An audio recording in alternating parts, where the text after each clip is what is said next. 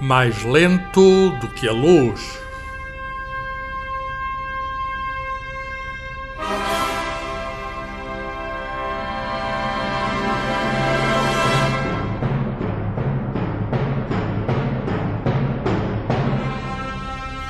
Uma conversa sobre ciência, o universo e tudo o resto, com David Marçal e Carlos Filhais.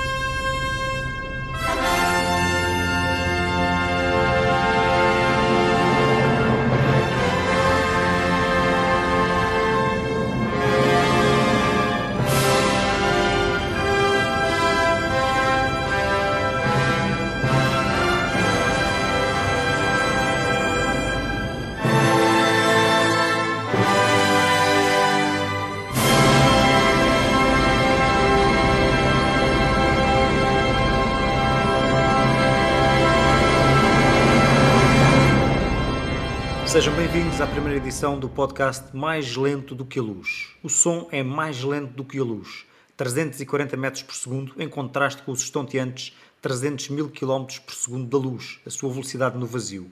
O som dos convidados deste podcast chegará aos microfones à velocidade do som e daí seguirá, mais lento do que a luz no vazio, através dos cabos de fibra óptica que formam hoje a internet. E o nosso primeiro tema, música e ciência, tem tudo a ver com o som. Os sons musicais são ondas que se propagam no ar. O nosso convidado é João Paulo André, doutorado na Universidade de Basileia, na Suíça, e professor de Química na Universidade do Minho. Autor do livro Poções e Paixões, Química e Ópera, editado pela Gradiva, já em segunda edição, que a Biblioteca Nacional de Portugal produziu em braille e em versão áudio para invisuais. Tem mantido intensa atividade de divulgação de ciência. O seu segundo livro, Irmãs de Prometeu, A Química no Feminino, saiu há pouco, também na Gradiva. Além da sua atividade académica na área da química, destaca-se o seu forte interesse pela música e pela literatura. Tem participado como comentador de ópera na Antena 2. Olá, João Paulo. Olá, David. Olá, Carlos. Boa tarde. Olá. Bem, vamos começar por te pedir que comentes a música do Richard Strauss, Assim Falava Zaratustra, com que começa o nosso podcast. Antes de ser usada neste podcast, foi usada no filme 2001, Odisseia no Espaço, do Stanley Kubrick. E na RTP, eu lembro-me, era pequena, passava essa música antes das missões do programa Apollo. Não sei, João Paulo, se te lembras disso, se calhar não, que és mais novo. Portanto, consegues dizer que música é esta? De quando é? Quem era o autor? Sim, claro, Richard Strauss, Assim Falava Zaratustra, que me remete sempre para o Teatro Académico de Gil Vicente, em Coimbra, talvez finais dos anos 70, quando o vi. Penso que terá sido um dos poucos filmes que vi em 70mm, o 2001, Odisseia no Espaço, que de facto começa com esta música. Esta música de Richard Strauss, portanto, é um poema sinfónico baseado na obra homónima do Nietzsche, que é uma alegoria filosófica da evolução da humanidade, desde os primatas até a uma condição humana superior, que Nietzsche chamou de sobre-humano, portanto, um género de super-homem.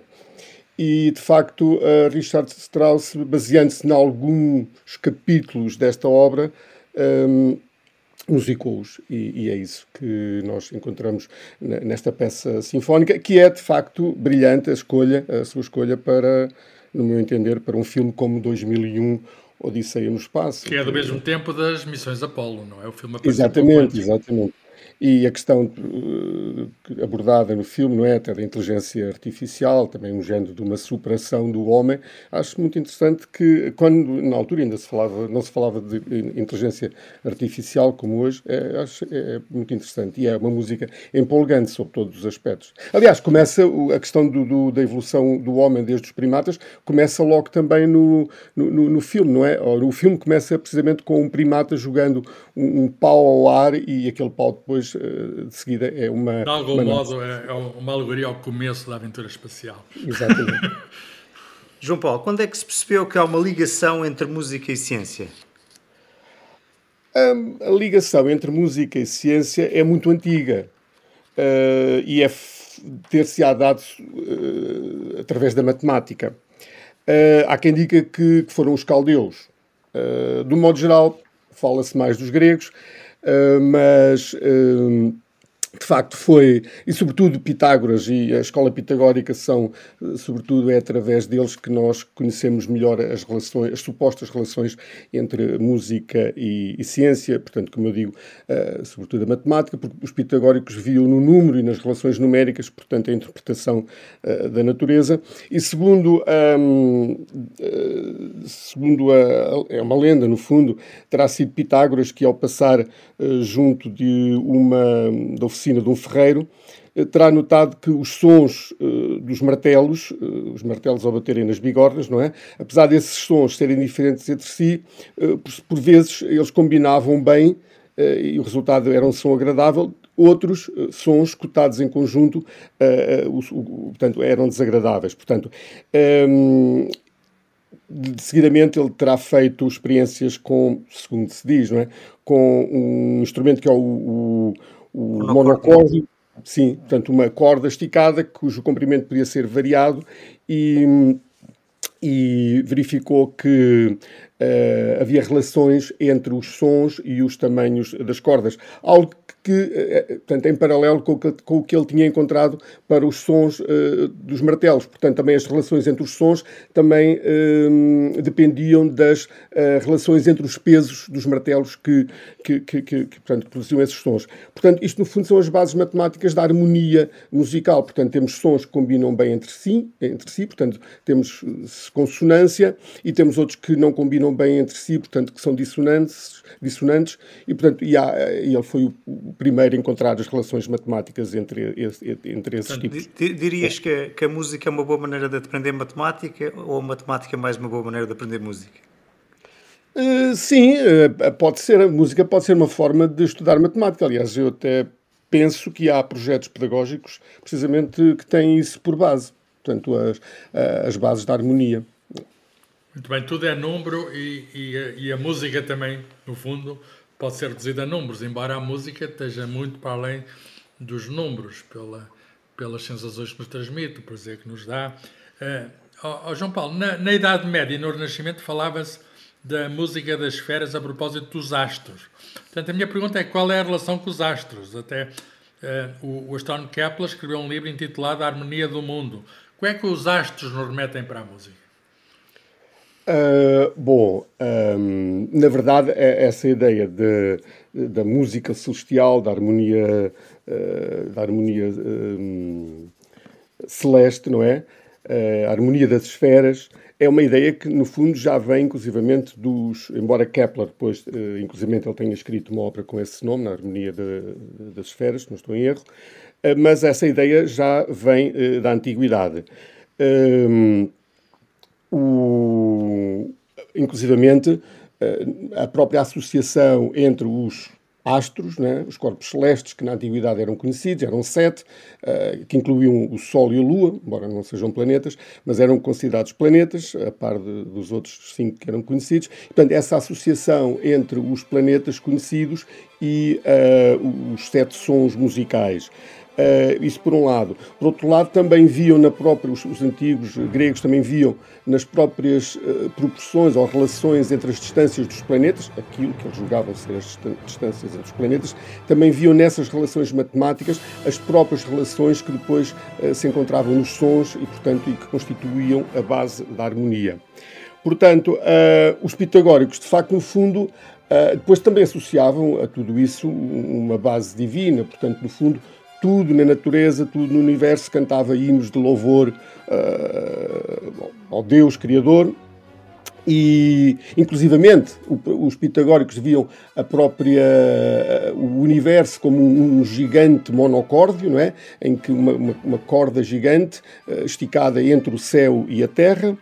E, portanto, depois os astros, cada um teria o seu tom em termos de musicalidade, em termos portanto, de acústica, e Nós é que não os ouvíamos, nós humanos não ouvíamos esses sons, portanto, o som das esferas não estava, portanto, ao alcance do homem, porque o homem só o atingiria só conseguiria ter essa capacidade de ouvir esse som quando se libertasse, no fundo, da escravidão das sensações terrenas. Portanto, há aqui uma ideia também, curiosamente, uma ideia de aperfeiçoamento. Portanto, o homem só num estado superior de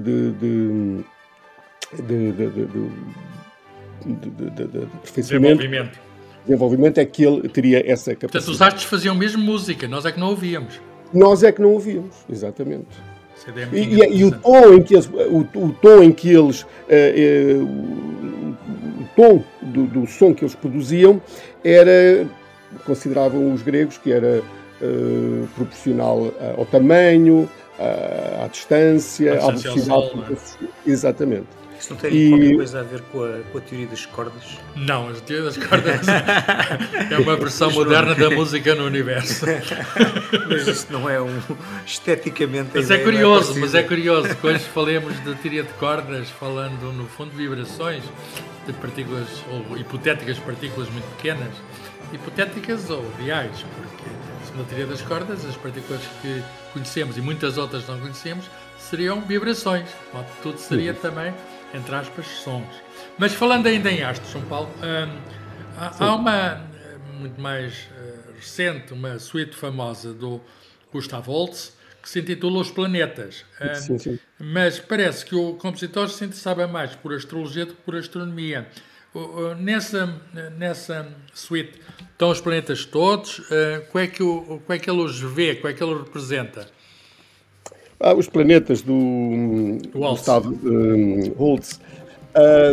Não estão todos, até porque também todos os planetas. Portanto, isso é uma suíte sinfónica também já do século XX, é composta por altura da Primeira Guerra Mundial e, na altura, Plutão ainda não tinha sido descoberto. Portanto, Plutão não faz parte... Mas depois deixou de ser planeta, não é? Exatamente. Se fosse hoje em dia também não faria parte desta suíte. Eram os planetas e um planeta anão, se ele estivesse lá, mas não está. Não está. Plutão foi descoberto nos anos 30, não foi? Penso que sim. Sim. E também não está à Terra, não é? Também não está à Terra. Mas ali há uma interpretação musical, de Marte, de Vênus, e há uma interpretação mitológica, não é? Mas tudo mais numa perspectiva mais da astrologia do que da astronomia. Sim. Por exemplo, uma das suítes, um dos andamentos, não é? Ou um dos planetas, porque cada planeta da suíte corresponde a um andamento próprio, e o andamento que eu mais gosto é Júpiter. E só para dar um exemplo... Há uma melodia muito bonita, não é? Lá... É lindíssima. Aliás, é uma música com uma sonoridade inglesa, britânica muito grande. Que já foi aproveitada em vários festivais. Constitui-se um género de hino. É uma música que transmite muita calma, paz e sobretudo, a ideia... Não sei, a mim transmite-me isso, e se calhar é isso que as outras pessoas também encontram. Esperança. E, de facto, Júpiter, de acordo com quem acredita nessas coisas, de facto,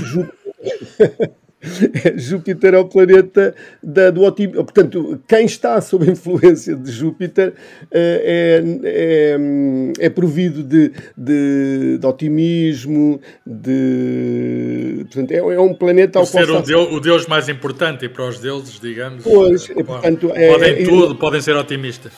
Portanto, há sempre essa mensagem de esperança e de otimismo, e de facto a música é absolutamente bela, a verdade é essa. Mas o movimento de Marte também é interessantíssimo, a guerra, não é? Marte é o deus da guerra, e há aquela batida digamos, a enfrentar para o combate, que é de facto muito sugestiva, é uma música muito sugestiva, mas como dizes, é mais do domínio da mitologia, da astrologia, do que propriamente da astronomia.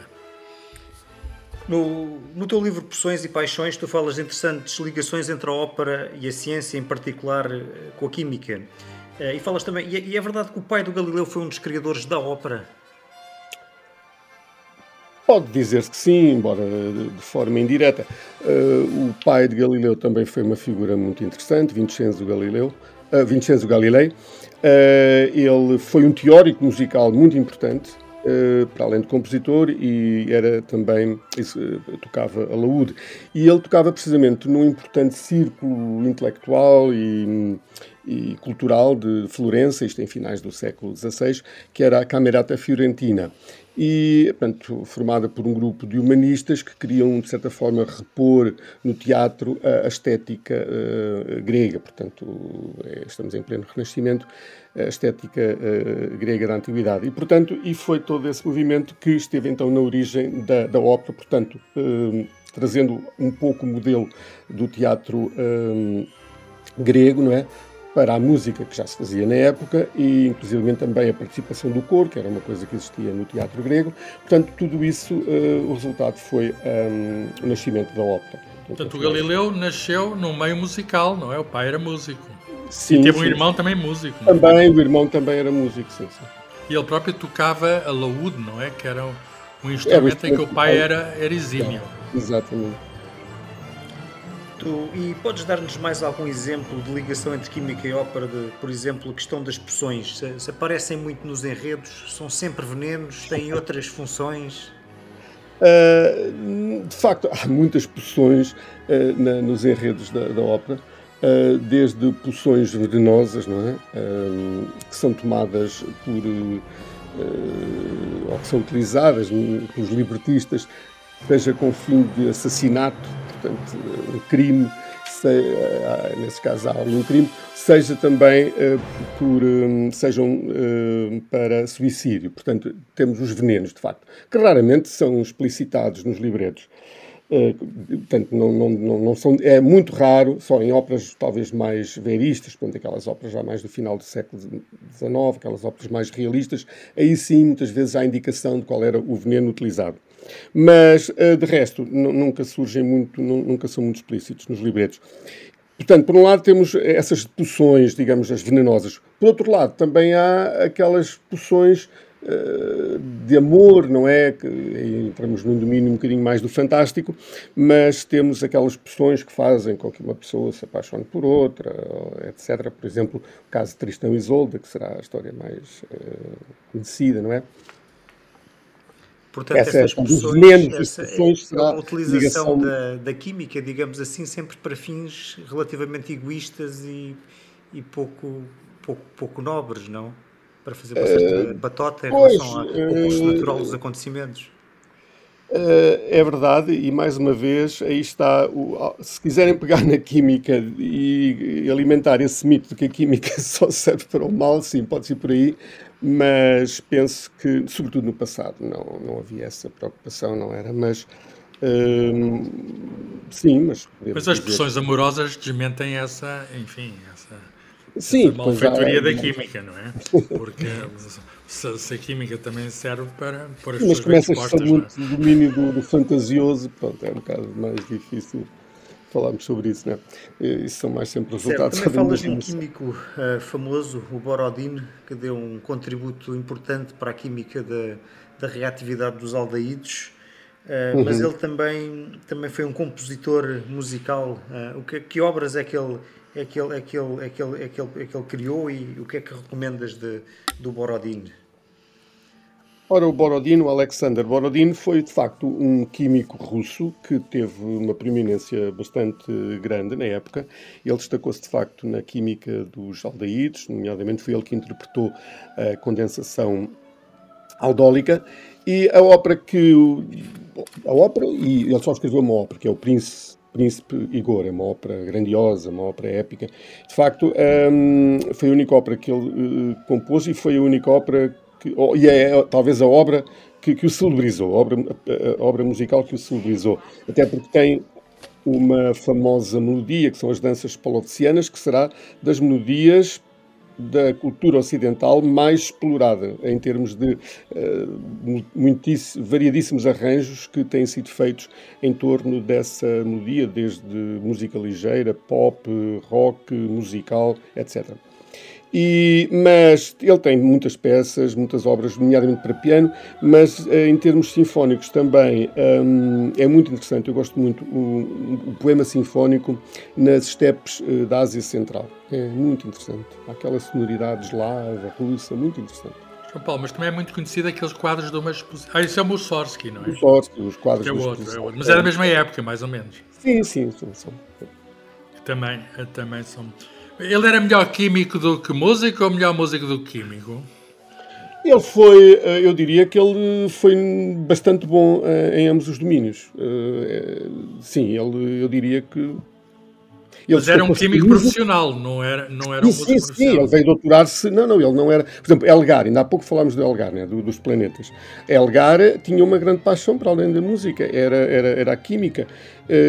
Mas era um hobby, inclusive, mas a um nível também bastante elevado. Ele chegou até a patentear o método de produção penso que de gás sulfídrico, mas pronto, era um amador. Não, Borodin era doutorado em química, ele veio-se doutorar, penso que a Alemanha.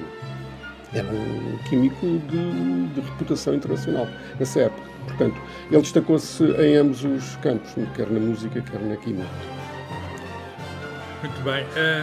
Os cientistas, há cientistas que têm essa relação particular com a música, mas toda a gente gosta de música. Os cientistas também.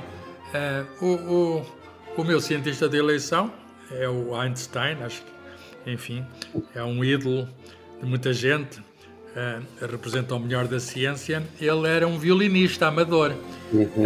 E ainda agora estive a ler os diários da viagem dele, que ele fez ao Extremo Oriente, ia lá no Japão, levava o seu violino e tocava. Ele não era um grande executante, mas adorava tocar. Ele dizia que experimentava mais prazer da música do que na criação de ciência. Ele preferia tocar violino do que andar ali a trabalhar na teoria da relatividade. Isto é muito interessante. Compreendes o Einstein? Compreendes essa posição dele? Essa posição compreendo, outros nem tanto.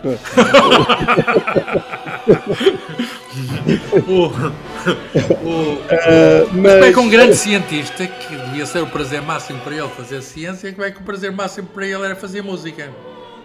Pois, de facto, Einstein nunca deixa de nos surpreender.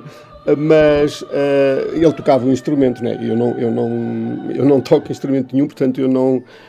portanto, é diferente. Não te queres comparar com Einstein nesse aspecto? Não, e não é só por isso.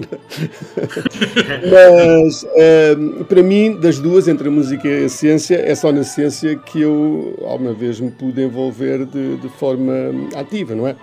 Por isso, a música, para mim, sempre foi algo com uma dimensão essencialmente lúdica. Mas quando é que, vamos lá ver, quando é que começaste a interessar por música? Desde muito pequenino? Como é que é a tua relação com a música? Começou quando? Eu penso que terá sido. A minha casa não éramos. A minha família não era particularmente melómana, não havia nenhuma predileção especial por música. Mas eu lembro-me, por exemplo, no colégio, eu lembro-me que um dos momentos que eu gostava mais no colégio, que era a pré-primária, não é? Uma das coisas que eu gostava muito era... Não havia todas as semanas, mas quando... Isso em Coimbra, não é? Estavas em Coimbra nessa altura? Era em Coimbra, eu andei ali no colégio, que era o Colégio Nossa Senhora de Fátima, na Avenida Sá da Bandeira, e eu gostava muito quando havia... E também andei noutro na Rua dos Coutinhos, ao pé da Sé Velha, que era o Colégio Progresso. Aliás, não, era a rua onde eu morava. Onde nós morávamos. E eu lembro-me quando, naqueles dias em que se ia para um salão muito grande, onde havia um piano, e eu lembro que foi até aí, no Colégio Progresso, que aprendi a minha primeira canção em francês. Frère Jacques, não? Não, era Quand trois poules vont au champ, la première... je me lembro.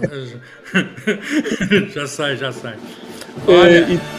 E portanto, as minhas primeiras memórias da música estão aí. Depois, já na faculdade, foi quando eu entrei propriamente mais a sério, ou me apaixonei mais a sério por música, porque eu, durante todo o meu tempo de faculdade, eu cantei no Orfeão Académico de Coimbra. Afinal sempre tens um instrumento, que é a voz. Pois. Sim. Mas, e ainda cantas, sem ser no banho, claro. Não. Talvez raramente, muito raramente. Mas, sim, a minha ligação à música... Esses são assim os dois momentos em que miúdo e depois na universidade foram os momentos de maior ligação à música foram esses. João Paulo, e a tua dimensão enquanto química, enquanto melómano, cruzaram-se num livro Opções e paixões, mas ao longo da vida alguma vez escusaram noutra ocasião? Alguma vez foram sempre coisas mais ou menos independentes até esse livro? Ou houve um momento qualquer ou outros momentos em que elas se cruzaram? Elas cruzaram-se, e eu diria que até provavelmente 20 anos antes do aparecimento do livro, ou até mais. Porque esse livro, de facto, andei a pensar nele 2 décadas, pelo menos. Portanto, demora menos tempo a ler do que a fazer. É sempre assim. Mas, sim, foi uma coisa que andou na minha cabeça durante muito tempo. De resto, não. Agora sim, agora esse livro depois abriu-me assim um caminho a tentar, o caminho de tentar descobrir afinidades, ligações, fazer pontes entre coisas que à partida pensamos que estão... João Paulo, eu recomendo muito este livro, é um livro da coleção Ciência Aberta, da Gradiva, mas eu devo dizer que antes de teres feito o livro, tinhas feito um artigo sobre ópera e venenos que apareceu num jornal internacional de química e que deu origem a uma série de entrevistas internacionais em jornais, sei lá, o Boston Globe, etc. Ficaste surpreendido quando isso aconteceu? De certa forma fiquei. Esse artigo, na verdade, fez parte da série de passos que depois levaram ao livro, mas na verdade tudo começou com uma palestra que fiz no Ano Internacional da Química, uma palestra de Química e Ópera.